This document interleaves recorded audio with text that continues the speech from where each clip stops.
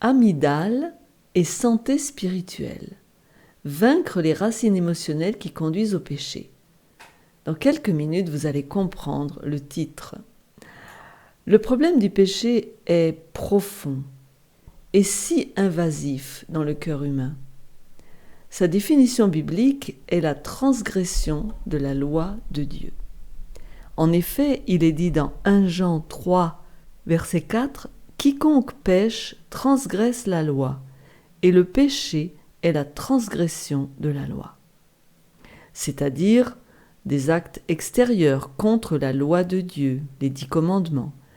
Mais il y a aussi la bataille intérieure, ce qui touche à nos sentiments comme la colère, le ressentiment, la critique, la jalousie, l'égocentrisme, le jugement, le cynisme, la non-coopération, la pitié de soi, les désirs sexuels illicites et bien d'autres choses.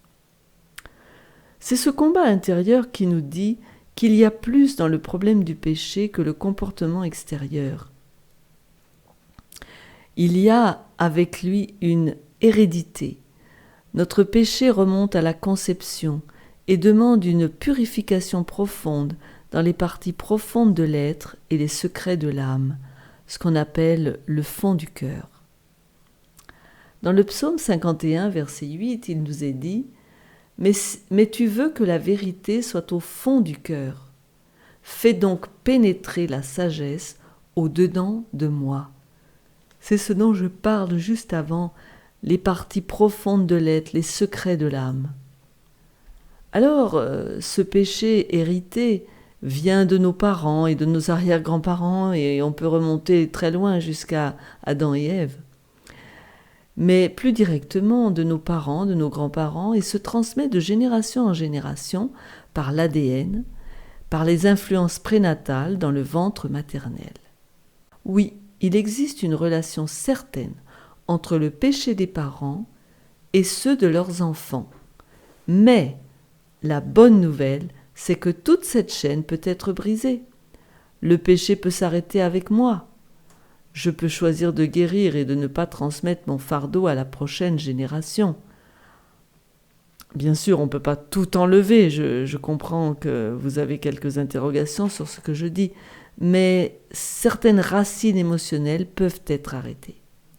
Regardons aujourd'hui de plus près cette bataille et comment en sortir victorieux. Je vais donc adresser ce sujet des racines émotionnelles. Je vais voir aujourd'hui le péché dans cette direction. Je ne parle pas du tout le péché en général, mais de ces racines émotionnelles. Le péché nous a tous rendus dysfonctionnels et nous sommes tous à divers degrés mutilés. À cause de nos familles dysfonctionnelles, nous avons de la colère et bien d'autres problèmes émotionnels qui nous hantent, comme l'agitation, la frustration, l'irritation, la méchanceté même, les manies, et on ne sait pas comment dépasser cela et avoir la victoire. Donc j'appelle cela des racines émotionnelles qu'il nous faut apprendre à vaincre car elles nous conduisent au péché. Certains sont dans le déni par rapport à eux-mêmes, et cela aussi est une racine émotionnelle. Dieu désire nous guérir nos cerveaux et nos esprits. Il désire s'approcher de nous pour guérir nos blessures. Mais il ne peut le faire tant que nous avons tout ce bagage enseveli qui nous sépare de lui et nous empêche de l'entendre. Il veut faire sortir toutes ces choses pour que nous ayons la victoire. Alors, vous avez certainement entendu parler des blessures fondamentales. Il y en a 5 principales, je dirais. Ce sont le rejet, l'abandon, l'humiliation, la trahison et l'injustice. Et en dessous, dans ce petit tableau, je vais montrer comment ces racines nous ont enseigné à prendre un masque, parce que nous ne voulons pas apparaître ce que nous sommes, et donc nous allons prendre un masque. Et le masque du rejet, c'est la fuite, le fuyant. Le masque de celui qui est abandonné, c'est celui qui devient dépendant. Le masque de l'humilié, c'est le masochiste. Le masque de la trahison, c'est celui qui devient contrôleur, contrôle tout le monde et tout. Et le masque de l'injustice, celui qui a subi des injustices, il devient le rigide. Ces blessures sont source de réactions incontrôlées qui nous entraînent dans la culpabilité et le péché. Elles sont liées à des situations antérieures qui nous ont amenés à des réactions d'autodéfense, de protection, qui sont devenues habituelles. Souvent, on ne sait pas pourquoi, on a des pensées, on a ces sentiments-là, ces réactions aux situations de la vie. Prenons un exemple, je me trouve en voiture, on me coupe la route, je réagis immédiatement par des gestes et des paroles qui sont loin d'être nobles. Je devrais réagir conformément à qui est Dieu, puisque je suis chrétienne. Généralement, on banalise ces situations. « Oh, c'est un mauvais jour, ça passera. Je me suis levé du pied gauche. » Mais ces réactions me gardent dans un état d'auto-justification qui bloque mon accès à la victoire, à la modération et à la sainteté. Il me faut chercher à savoir pourquoi je réagis de telle façon. Effectivement, parce que nous sommes chrétiens et des chrétiens sérieux et consciencieux, nous en avons assez de réagir constamment. Nous voulons, avec l'aide de Dieu, vaincre le mal, vaincre le péché, éviter de réagir, mais d'agir plutôt, et vaincre aussi l'échec dans notre vie. La première étape consiste à se regarder bien en face, sans complaisance, et à surmonter toute la douleur et l'amertume que l'on a. Il faut même que Jésus nous révèle ces choses, et nous pouvons lui demander « Mais quelles sont mes racines émotionnelles ?» Souvent, on ne veut pas savoir, on a peur, ce n'est pas le moment. Tout ce qui a été négatif dans la vie a pu faire naître des racines amères et même très amères où on ne veut pas pardonner parce qu'on a vraiment été blessé et humilié. Et ces racines amères nous poussent au désespoir, à l'anxiété, souvent à la dépression, et à mettre un masque d'apparence heureuse. Alors, dans les moments de lucidité, nous nous disons qu'il doit bien y avoir autre chose, que ce n'est pas normal de vivre ainsi, et nous avons un sursaut d'espoir. J'aimerais vous donner ce sursaut d'espoir. C'est vrai que nous avons appris à connaître Jésus qui frappe constamment à la porte de notre cœur pour avoir un souper intime avec nous. Il est vrai que certains sont plus abîmés que d'autres et ont même perdu la capacité mentale d'espérer. Ceux-là ont besoin d'aide humaine, bienveillante, d'une famille d'église aimante et patiente, de prière. Mais au bout du compte, c'est auprès de Jésus que se trouve la guérison. Car il dit dans Ésaïe 42, verset 3, « Il ne brisera point le roseau cassé, et il n'éteindra point la mèche qui brûle encore. Il annoncera la justice selon la vérité. » Oui, Jésus voit l'invisible. Tant qu'il y a un petit rayon de lumière dans l'âme, il y a de l'espoir. Personne d'autre que Dieu ne le voit. Il sait que quelque chose a été semé dans l'enfance, qui germera un jour, et cela lui donne la chance d'atteindre le cœur et d'y répandre sa grâce. C'est un peu comme avoir de la foi comme un grain de sénévé. Cela suffit. Dieu peut se servir de ce petit peu pour entamer un processus de guérison. Ces racines émotionnelles sont profondes, et en général on ne s'en souvient pas. On réagit en surface par la fuite ou la fermeture aux autres, surtout envers ceux qui sont concernés, car inconsciemment on ne veut pas aborder la question. On réagit parfois par la frustration ou la colère, ou bien alors on s'est forgé une apparence. Certaines personnes expérimentent même des maux physiques, des maux de tête, des cancers. C'est tellement caché, tellement profond. Des douleurs chroniques, des fatigues, de l'hypertension, de l'insomnie, un gain de poids, de l'anxiété, des désordres mentaux. Et d'ailleurs, c'est une constatation médicale que 9 maladies sur 10 commencent dans l'esprit. Donc à cause de ces désordres émotionnels qui sont là en gestation ou enfoncés à l'intérieur de notre inconscient ou de notre subconscient, eh bien, nous pouvons avoir tous ces problèmes physiques, mentaux, spirituels. Certains deviennent boulimiques ou anorexiques ou mangent trop ou pas assez à cause de leurs racines. Comme on n'a pas su réagir ou vaincre de façon chrétienne et adulte, on est poursuivi par son passé. Certains ont des addictions à cause de leurs racines ou des traumatismes de leur enfance. Ils vont courir les magasins tout le temps, parler des heures au téléphone, semblent toujours occupés, jamais en place, prennent des drogues, de l'alcool, du tabac pour essayer de faire face à la vie et aux difficultés intérieures. Nos racines émotionnelles sont génétiques. Certains qui en héritent en veulent à Dieu de les avoir placés dans cette famille et en veulent aussi à leur famille. Ils se déresponsabilisent complètement et finissent par être atteints donc de troubles mentaux, comme je viens de le dire. Alors, j'ai compris l'importance de prier Dieu, pour savoir d'une part, pour me connaître moi-même, et demander pourquoi et d'où viennent ces réactions. Et le pourquoi de ces réactions négatives, de mes réactions négatives à certaines situations. Donc, grâce à la prière, on peut apprendre à penser de manière plus juste, à accepter notre fardeau et chercher avec Jésus à faire échec à la poursuite de la génétique chez nos descendants. Alors maintenant, regardons au cerveau et à la guérison mentale de l'amygdale. En Jean 2, 13 à 17, Jésus désire purifier nos temples, que sont nos esprits. Je vais lire le texte. La Pâque des Juifs était proche, et Jésus monta à Jérusalem. Il trouva dans le temple les vendeurs de bœufs, de brebis et de pigeons, et les changeurs assis. Ayant fait un fouet avec des cordes, il les chassa tous du temple, ainsi que les brebis et les bœufs. Il dispersa la monnaie des changeurs et renversa les tables. Et il dit aux vendeurs de pigeons, « Ôtez cela d'ici, ne faites pas de la maison de mon père une maison de trafic. » Ses disciples se souvinrent qu'il est écrit, « Le zèle de ta maison me dévore. » En Éden, dans le jardin, nos cerveaux étaient en parfait accord, connectés avec Dieu, en harmonie avec lui, à son image.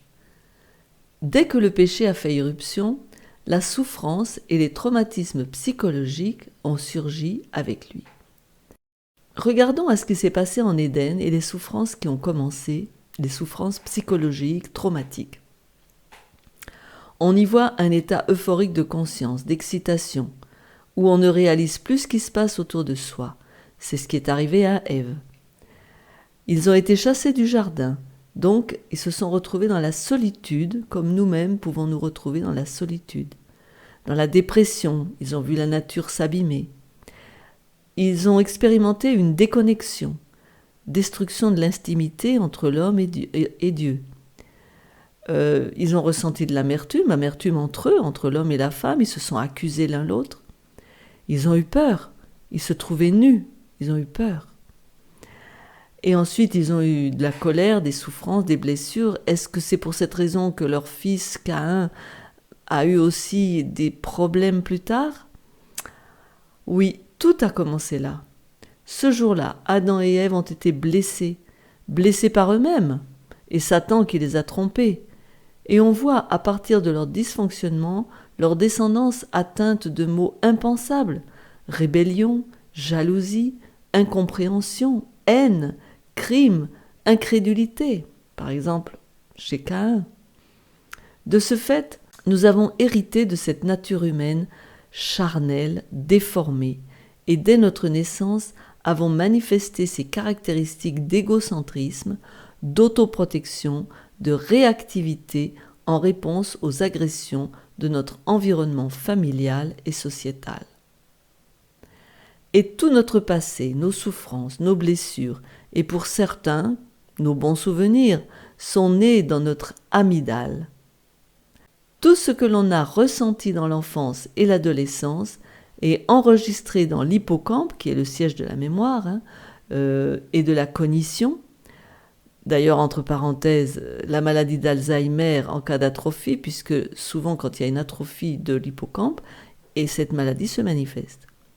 Ces deux structures cérébrales, l'amygdale et l'hippocampe, appartiennent au système limbique dont vous avez peut-être entendu parler. C'est un peu le cerveau profond, le cerveau émotionnel. J'ai toujours beaucoup apprécié l'étude de l'anatomie-physiologie et je trouve cela intéressant de comprendre les rapports entre le corps et l'esprit. Alors justement, je voudrais vous parler de quelques faits à propos de l'amygdale. L'amygdale est impliquée dans les fonctions du cerveau en relation avec la peur, l'excitation, les crises de panique, les troubles obsessifs et compulsifs, les désordres de la personnalité, l'anxiété sociale, les désordres post-traumatiques.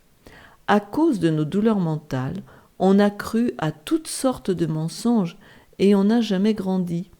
On continue à réagir de manière immature. C'est Paul qui en parle dans 1 Corinthiens 13, verset 11, où il dit « Lorsque j'étais enfant, je parlais comme un enfant, je pensais comme un enfant, je raisonnais comme un enfant. Lorsque je suis devenu homme, j'ai fait disparaître ce qui était de l'enfant. » Quand une situation similaire se présente, elle ravive le passé et on réagit instinctivement. Exemple, si on a eu une mère abusive, on en veut aux femmes en position d'autorité. Ce qui m'a paru intéressant, c'est que la Bible emploie ce mot amygdale. Le saviez-vous ? C'est un mot grec et latin aussi qui veut dire amande. On trouve des amandes dans le sanctuaire. Si vous voulez le lire, je ne vais pas lire le texte, Exode 25 de 31 à 40, où l'on décrit le chandelier du lieu saint. Et la lumière donc de ce chandelier devait briller constamment et le réservoir d'huile était rempli tous les soirs après nettoyage. Donc on a des amandes sur le chandelier. Alors j'ai fait un petit rapport, cela peut nous faire penser à la repentance et la confession du péché répétée souvent, mais finalement on en obtient la victoire et la guérison. Dans le lieu très saint, on trouve aussi des amandes sur le bâton d'Aaron qui a fleuri. C'est le seul et premier bâton qui avait fleuri. Vous pouvez lire cela dans Nombre 17 de 1 à 11. Et Jérémie nous fournit plus d'explications. Il nous dit au verset 11 du chapitre 1 « La parole de l'Éternel me fut adressée en ces mots. Que vois-tu, Jérémie ? Je répondis, je vois une branche d'amandier. Le mot amandier est shaked en hébreu, ou shakad, qui peut aussi signifier être alerte, prêt, se presser, chercher une opportunité de faire quelque chose, se réveiller, se hâter. En effet, l'amandier est le premier arbre qui fleurit en janvier quand tous les autres sont sous clé dans leur repos hivernal et le premier à donner son fruit en mars au début du printemps. L'amande est donc un symbole de promptitude, de hâte, de faire les choses rapidement. Le verset 12 nous donne le sens. Verset 12, donc chapitre 1 de Jérémie, verset 12. « Et l'Éternel me dit, tu as bien vu, car je me hâte d'exécuter ma parole. » C'est quand même intéressant. Ça, c'est dans la Bible Martin ou la King James en français. Je me hâte d'exécuter ma parole, et justement, on a parlé d'amande. Dieu allait accomplir ses promesses et ses menaces rapidement. L'amande est donc un symbole de promptitude et d'activité. Mais alors, quel est le rapport avec l'amygdale de notre cerveau ? Cette formation dans le cerveau reçoit constamment des informations sensorielles qu'elle évalue. Elle fonctionne comme un système d'alerte, justement d'alerte, vous voyez, promptitude, elle réagit. En effet, le complexe amygdalien décode les stimuli afin de pouvoir orienter et dicter les réactions comportementales. Par exemple, elle régule nos actions face à la peur ou à l'anxiété. C'est comme l'amandier qui fait preuve de promptitude. Et le mot shaked, amande ou amygdale, être alerté, nous le dit bien, son rôle est d'alerter.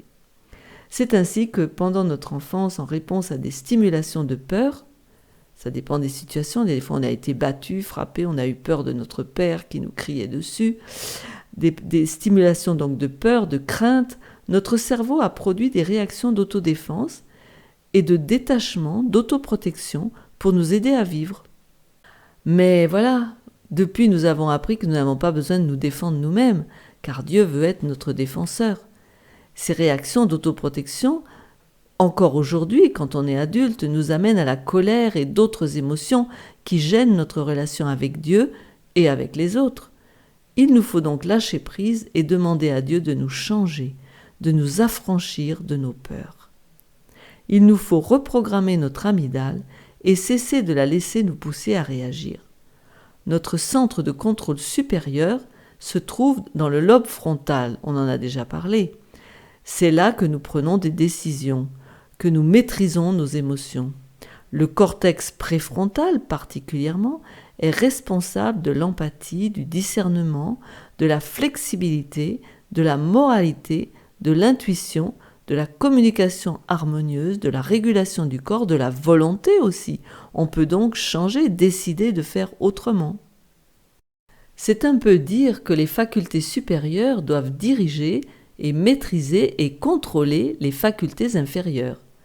C'est dire aussi que nous devons grandir, dépasser l'âge de bébé en Christ et devenir adulte, comme Paul l'encourage, comme je l'ai lu tout à l'heure. Lorsque j'étais enfant, je parlais comme un enfant, je pensais comme un enfant, je raisonnais comme un enfant. Lorsque je suis devenu homme, j'ai fait disparaître ce qui était de l'enfant. Paul ne s'embarrasse pas de son passé. Il dit avancer et il avance lui-même. Avançons malgré tout notre bagage émotionnel, avançons. Alors, comment arriver à la guérison des racines d'amertume émotionnelle ? J'ai pris cette expression du texte de Hébreux 12, verset 15. C'est quand même intéressant que la Bible nous dit « Veillez à ce que nul ne se prive de la grâce de Dieu, à ce qu'aucune racine d'amertume poussant des rejetons ne produise du trouble et que plusieurs n'en soient infectés. » On a vu comment ces racines ont pu naître et j'ajouterai que Satan s'en est servi pour faire de nous très tôt ses victimes et pour nous créer en nous la rébellion et la colère. Quand on est un enfant, on ne comprend pas ce qui se passe et c'est là que l'on apprend à se débrouiller pour souffrir moins. Quand on est abandonné au bord de la route dans l'enfance comme un chien, quand on est si seul que nos parents même nous abandonnent, on gît là comme ce nouveau-né abandonné d'Ézéchiel 16. J'aimerais vous le lire. Versets 4 à 6. À ta naissance, au jour où tu naquis, il parle d'Israël. Ton nombril n'a pas été coupé, tu n'as pas été lavé dans l'eau pour être purifié. Tu n'as pas été frotté avec du sel, tu n'as pas été enveloppé dans des langes. Nul n'a porté sur toi un regard de pitié pour te faire une seule de ces choses, par compassion pour toi. Mais tu as été jeté dans les champs le jour de ta naissance, parce qu'on avait horreur de toi. Je passais près de toi, je t'aperçus, baigné dans ton sang, et je te dis, vis dans ton sang. Je te dis, vis dans ton sang. La nudité est un symbole d'isolement, de solitude, de privation. Pas de relation, pas de soins. Mais l'Éternel qui voit tout et tous va passer par là. Continuons, versets 8 à 14. Je passais près de toi, je te regardais, et voici ton temps était là, le temps des amours. J'étendis sur toi le pan de ma robe, je couvris ta nudité, je te jurai fidélité, je fis alliance avec toi, dit le Seigneur, l'Éternel, et tu fus à moi. Je te lavai dans l'eau, je fis disparaître le sang qui était sur toi, et je t'oignis avec de l'huile. Je te donnai des vêtements brodés et une chaussure de peau teinte en bleu. Je te ceignis de fin lin et je te couvris de soie. Je te parais d'ornements, je mis des bracelets à tes mains, un collier à ton cou. Je mis un anneau à ton nez, des pendants à tes oreilles et une couronne magnifique sur ta tête. Ainsi, tu fus paré d'or et d'argent, et tu fus vêtu de fin lin, de soie et d'étoffes brodées. La fleur de farine le miel et l'huile furent ta nourriture. Tu étais d'une beauté accomplie, digne de la royauté. Et ta renommée se répandit parmi les nations à cause de ta beauté, car elle était parfaite, grâce à l'éclat dont je t'avais orné, dit le Seigneur, l'Éternel. Lui seul peut couvrir cette nudité, lui seul peut nous guérir. D'abord en nous aimant tels que nous sommes. Il va nous apprivoiser, nous les enfants sauvages de la vie, comme le dit la chanson. Enfant sauvage de la vie, Jésus-Christ peut être ton ami, laisse-toi apprivoiser, partage avec lui l'amitié. Il va nous arracher de ce monde et nous parenter. Puis il va nous offrir son amitié, ses paroles de réconfort et de pardon. Il va panser nos blessures et nous allons guérir. Oui, cherchons-le, car il désire une relation intime avec nous. Faisons-lui confiance. Oui, il va falloir regarder bien en face notre souffrance, nos blessures d'abandon, de rejet, d'humiliation, d'injustice, de trahison, et le laisser nous remplir de sa présence. Nous pourrons nous voir tels qu'il nous voit, et il recréera une nouvelle personne en nous. Nous ne serons plus coincés, barricadés dans nos sentiments. Alors parlons maintenant de foi et d'émotion. La foi n'est pas un sentiment, un ressenti.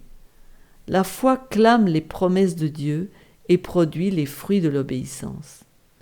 La vraie foi a sa fondation dans les promesses et les provisions des Écritures. Alors, comment donc contrôler ses réactions à ses sentiments, à ses émotions ? Certains, d'ailleurs même pas forcément chrétiens, cultivent la maîtrise de soi. C'est un reproche pour ceux qui savent que Dieu peut leur donner force et grâce pour les repousser.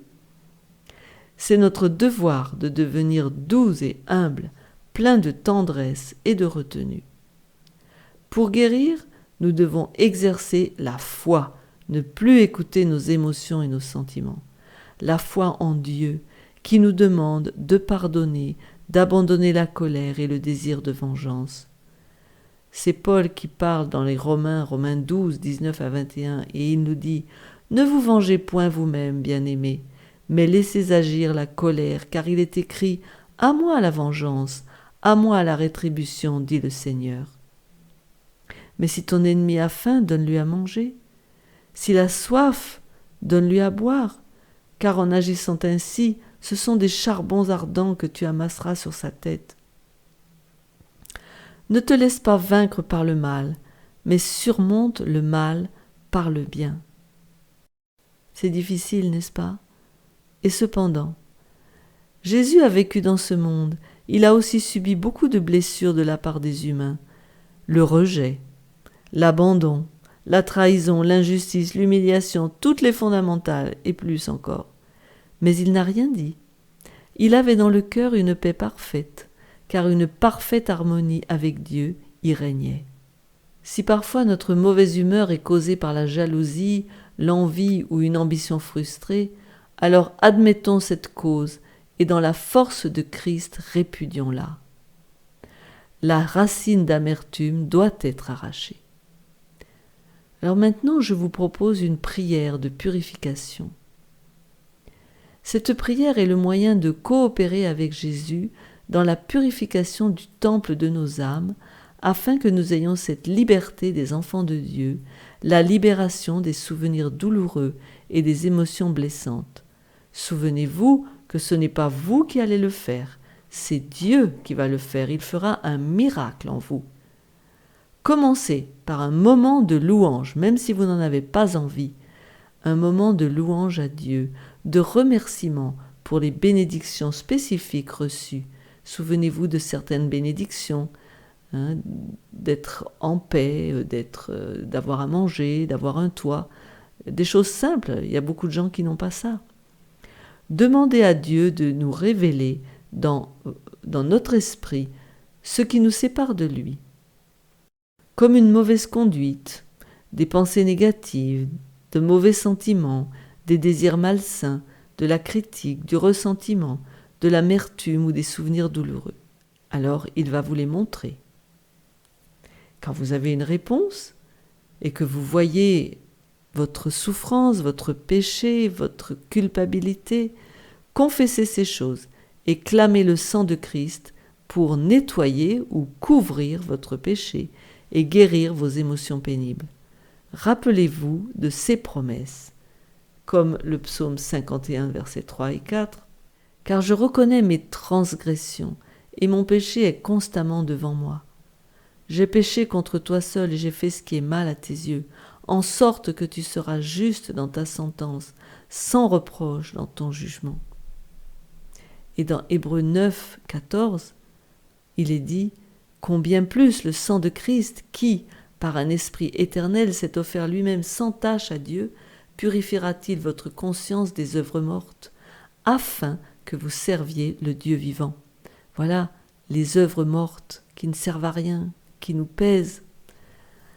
Et puis le verset 22 nous dit « Et presque tout, d'après la loi, est purifié avec du sang, et sans effusion de sang, il n'y a pas de pardon. Donc clamons le sang de Jésus qu'il nous lave, qu'il nous purifie, comme il est dit dans le psaume 51, qu'il nous purifie entièrement. Et ça n'arrivera peut-être pas la première fois, mais persévérons, et nous verrons la victoire venir. Demandez à Jésus de purifier votre mémoire, votre amygdale, hippocampe, tout ce qui est stocké là, toutes les émotions expérimentées depuis votre conception. Demandez-lui de vous revêtir de sa robe de justice. Le verset 10 de Ésaïe 61 nous dit « Je me réjouirai en l'Éternel, mon âme sera ravie d'allégresse en mon Dieu, car il m'a revêtu des vêtements du salut, il m'a couvert du manteau de la délivrance, comme le fiancé s'orne d'un diadème, comme la fiancée se pare de ses bijoux. » Même avant de ressentir quoi que ce soit, priez cette prière et croyez que déjà vous êtes recouvert du manteau de sa justice. Ensuite, c'est le temps de la recréation, de la restauration. Demandez à être recréé selon le plan d'origine que Dieu avait prévu pour vous. Demandez à être scellé dans sa vérité. Demandez que sa loi soit inscrite dans votre cœur. Rends-moi la joie de ton salut et qu'un esprit de bonne volonté me soutienne.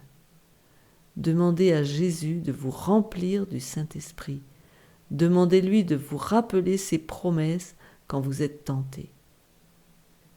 Alors, en conclusion, Jésus-Christ notre Sauveur nous aime d'un amour éternel. Jérémie 31, verset 3 nous dit « De loin l'Éternel se montre à moi. Je t'aime d'un amour éternel. C'est pourquoi je te conserve ma bonté. » Il désire sincèrement guérir nos cœurs et nos esprits de tous les désappointements, de toutes les blessures reçues au cours de notre vie qui sont enregistrées. Dans ce processus de guérison et de purification, Jésus marche avec nous jusqu'à ce que nous parvenions à l'état d'homme fait, à la mesure de la stature parfaite de Christ.